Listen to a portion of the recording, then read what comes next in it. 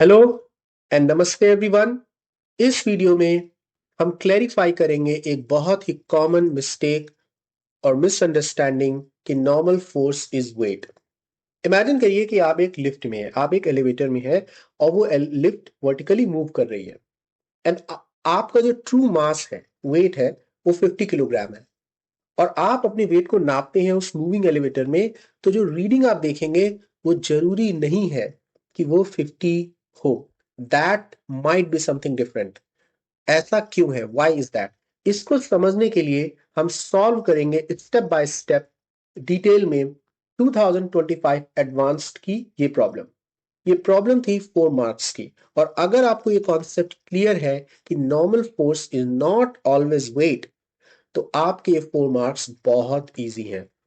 इस वीडियो में हम पहले प्रॉब्लम को सिस्टमैटिकली सेटअप करेंगे, प्रॉब्लम को पढ़ के कीवर्ड्स आइडेंटिफाई करेंगे, एक क्लियर डायग्राम बनाएंगे, हम डिस्कस करेंगे कि कौन से कॉन्सेप्ट्स अप्लाई कर सकते हैं, उसके बाद हम इसको मैथमेटिकली सॉल्व करेंगे। राइट? सो चलिए, let us read the problem. It says a person sitting inside an elevator performs a weighing experiment with an object of mass 50 kilogram. तो ये हो गया की पॉइंट कि ऑब्जेक्ट का जो ट्रू मास है 50 किलोग्राम है, that is your m. Then it says कि एलिवेटर जो है मूव कर रही है, उसकी height from the ground that is represented by y as a function of time and that is given to you. So elevator vertically move कर रही है और वो मूवमेंट आपको गिवन है। Gravity is 10 metre per second square. So उस moving elevator में जब आप मेजर करते हैं उसका वेट, राइट, सो ये जो ऑब्जेक्ट का वेट है ये ट्रू वेट नहीं है, it is top, it is the measured weight, measured और ऑब्जर्व्ड वेट, राइट। और वो जरूरी नहीं है कि वो आपका ट्रू वेट हो 50 किलोग्राम, राइट। तो वो जो ऑब्जर्व वेट है वो चेंज होगा as the elevator is going up and down. So वो जो ये जो वैल्यू है, इसमें मैक्सिमम वेरिएशन क्या होगा कि जो आप जो ऑब्जेक्ट का वेट जो रीडिंग में देखेंगे, राइट, लेट्स टेक इसकी मिनिमम वैल्यू आती है 48, राइट, और मैक्सिमम आती है 51। So 48 to 51, that is your variation. So the variation is 3, right? So that is what the question is asking. और एक चीज और हमें ध्यान रखनी है कि ये जो weight है, that is not mass, right? This weight, for example, is not kilogram. This is not kilogram, right? It is not kilogram. It is in Newton. In Newton. So ये छोटी छोटी चीजें हमें ध्यान रखनी है। Weight in Newton. सो हम Newton में आंसर हमें देना है, राइट। ये जो आंसर है आपका, ये जो आंसर है ये आपका होना चाहिए न्यूटन में, नॉट इन किलोग्राम। पहला स्टेप, हम एक क्लियर डायग्राम बनाते हैं, राइट। सो इमेजिन करिए कि आपका एक फ्लोर है, राइट, एलिवेटर फ्लोर है, उस पे आपने एक वेइंग मशीन रखी हुई है और उसमें जो येलो एरिया है यहां पे आपकी रीडिंग डिस्प्ले होगी और इस मशीन पे आपका ऑब्जेक्ट है विद मास एम, जो कि उसका ट्रू मास है, राइट। तो ये जो रीडिंग है ये है आपका मेजर्ड और ऑब्जर्व्ड वेट। ये है आपका मेजर्ड और ऑब्जर्व्ड वेट। और यही इंटरेस्टिंग चीज है कि ये W जो है that is not equal to mg। यही आपको समझना है, राइट। तो what is this observed weight? हम एज्यूम कर लेते हैं कि आप स्केल पे खड़े हैं और वो हमेशा आपका ट्रू वेट होगा, राइट। तो let us look into concepts. तो होता क्या है कि बिकॉज ऑफ ग्रेविटी ये ऑब्जेक्ट जो है it is being pulled downward, right. Gravity इसको नीचे पुल कर रही है। सो ये ऑब्जेक्ट जो है ये पुश करता है मशीन को downward, right. There is a downward force, right, that is applied by m, applied by m on machine, right. So because of gravity object जो है वो नीचे की तरफ पुल हो रहा है, तो ऑब्जेक्ट मशीन को नीचे प्रेस करता है with a downward force n. अब यहां पे अप्लाई होता है न्यूटन का थर्ड लॉ, यहां पे आता है न्यूटन्स का थर्ड लॉ। अब वो थर्ड लॉ है action reaction principle, action reaction principle, right. तो जो मशीन है वो भी ऑब्जेक्ट पे फोर्स अप्लाई करेगी, equal and opposite reaction force, right. So equal and opposite force, right. And that is applied by this force is applied by machine, machine का जो surface है applied by that on the block, right. और ये दोनों normal force है, ये equal है, इसको हम बोलते हैं नॉर्मल फोर्स, राइट। ये जो एन है नॉर्मल फोर्स, और ये जो एन है यही होती है आपकी रीडिंग, यही होती है जो आप वेट फील करते हैं, राइट। यही इसी को आप स्केल में देखेंगे, राइट। सो दिस डब्ल्यू और n is not always equal to m g. आप इसको एज्यूम नहीं कर सकते कि ये एम जी है, राइट। तो इसी को सॉल्व करने के लिए ये क्या है, राइट। यहां पे हम न्यूटन का लॉ अप्लाई करेंगे। तो हम क्या करेंगे, हम लेते हैं इस ऑब्जेक्ट को लेते हैं यहां पे, राइट। और इस पे हम अप्लाई करते हैं F equal to m a. ये भी न्यूटन का एक लॉ है, F equal to m a, बहुत ही पॉपुलर इक्वेशन है, राइट। और हम लेट्स से कि up is positive, right, up is positive and down is negative. So normal force जो है वो हो गया पॉजिटिव, क्योंकि इस ब्लॉक पे अगर हम सिर्फ ब्लॉक पे देखें, right, only on the block, forget about the machine, only on block, normal force हो गया प्लस अप और mg हो गया down, so minus mg is down and equal to m, and acceleration क्या होगा, so now we will use this y, right? Y is the height of this entire system from the ground, right? Basically vertical position. So Y unit होती है meters, right? Meters. Acceleration क्या होता है? Acceleration होता है metre पर second square. सो यहां पे acceleration जो हो जाएगा वो होगा second derivative of y, right, second derivative of y। अब हम इसको सॉल्व करेंगे। सो समरी है अभी तक कि n minus m g equal to m y double dot, और y as a function of time is given, right. इसको हम सिंप्लीफाई भी कर सकते हैं, I will write here. So y t is 8 1 plus sine 2 pi t by t, right. और t क्या है, 40 पाई, राइट। सो हम इस t को रिप्लेस कर देंगे 40 पाई से,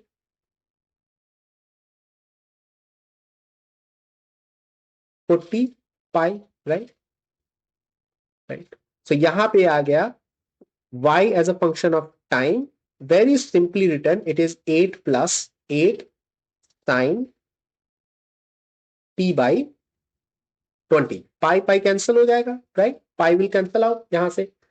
अब ये हो गया, अब हम इसको सेकंड इसका फर्स्ट डेरिवेटिव लेंगे देन सेकंड डेरिवेटिव लेंगे। सो फर्स्ट डेरिवेटिव लेंगे dy by dt which is your y dot, right, y dot. So first derivative आएगा 8 तो कांस्टेंट है, तो it will be 8 cosine t by 20, right. और फिर t by 20 का भी डेरिवेटिव लेंगे, so that will B 1 by 20। अब हम एक बार और डेरिवेटिव लेंगे to find y double dot, जो कि हमें देगा d2y by dt2, जो भी है एक्सेलरेशन, और यही है आपका एक्सेलरेशन, राइट, जो कि इस इक्वेशन में जाएगा n minus m g equal to m y double dot. तो यहां पे ये हो गया 8, और कोसाइन का डेरिवेटिव होगा माइनस, तो यहां पे हो जाएगा माइनस साइन t by 20, और हम t by 20 का दोबारा डेरिवेटिव लेंगे तो होगा 1 by 20, और 1 by 20 पहले से है, 1 by 20 पहले से है, राइट।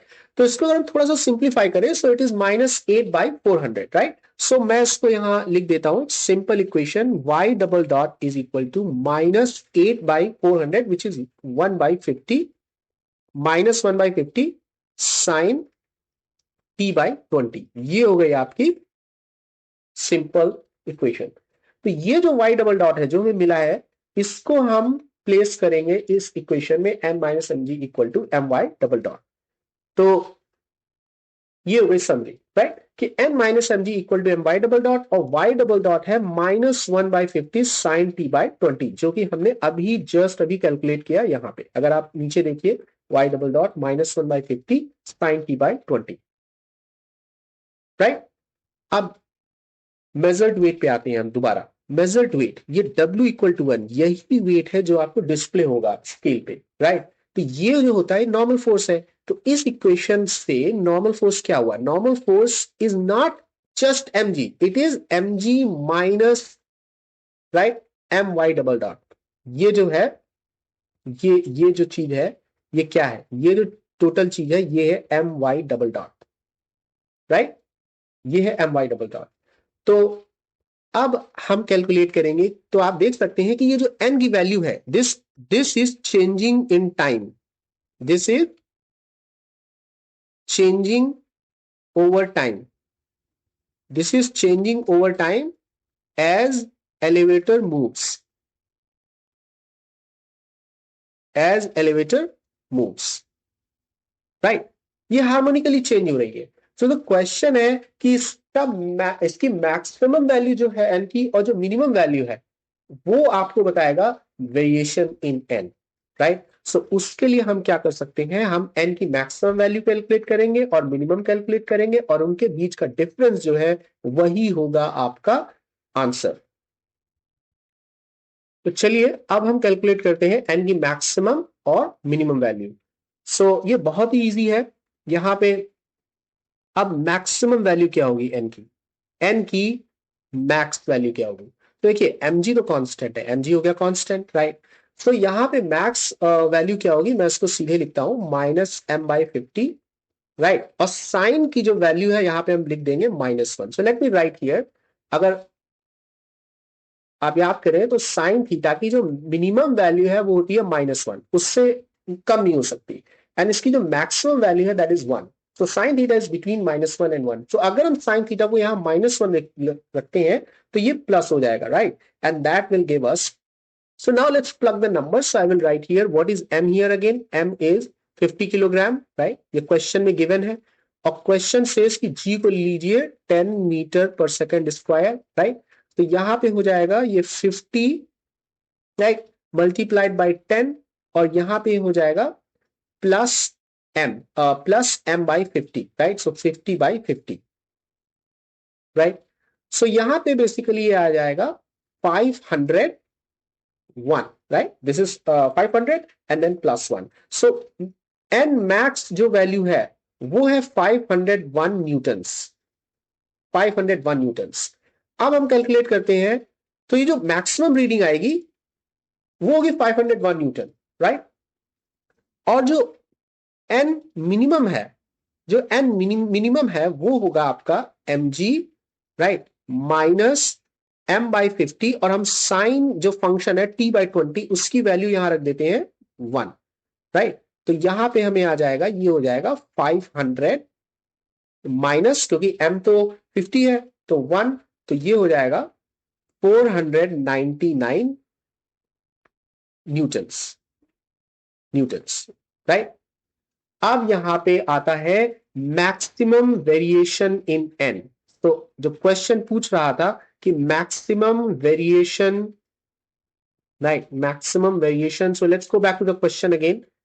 यहां पे मैक्स, ये वाला maximum variation of the object's weight, right, maximum variation of the object weight. तो maximum variation in n, right, that will be, आप लीजिए n max minus n minimum, right.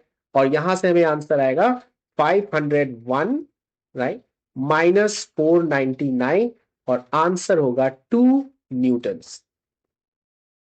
तो आंसर हो गया आपका 2। तो अगर आप क्वेश्चन को वापस जाएंगे तो यहां पे सिंपल आंसर आप लिखेंगे 2, राइट। सो आई होप कि आपको समझ में आया कि जो वेइंग मशीन में जब आप जो रीडिंग देखते हैं वो आपका ट्रू मास, ट्रू वेट नहीं होती है, राइट। वो यूजुअली जब आप घर पे अपना वेट नापते हैं तो आपका जो फ्लोर है, राइट, घर है, वो vertically up and down move नहीं हो रहा है, तो दैट इज ट्रू।